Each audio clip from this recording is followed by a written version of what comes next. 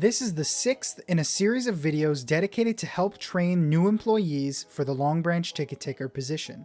This video focuses on how to do the paperwork correctly at the end of the day. When the day is finally over, the last thing that needs to get done is the paperwork. It seems a bit complicated at first, but once you learn the basics, it's quite easy to do.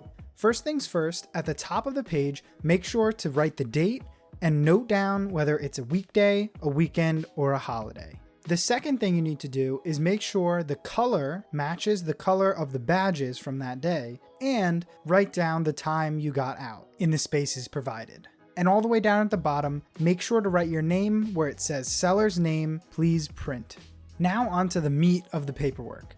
This area is usually where people get confused, so pay attention closely and I'll explain everything. In the start column, you should write the number of the badge that you started with. In the finish column, you should write down the number of the last badge that you sold. Then, in the next column, you should write down the number of the badge that you have yet to sell. This means that the badge number you put in for the next column is a badge that you actually have. It's the next badge that you would have sold if there was another customer. Then in the sold column, all you have to do is subtract the next number from the first number, and you'll get the amount of badges that you've sold. And of course, the fee per is $3 for student badges and $5 or $7 for the adult badges. By multiplying the amount of badges you sold and the fee number, then you get the total amount of money you made off that pack. And that's what goes in the total column.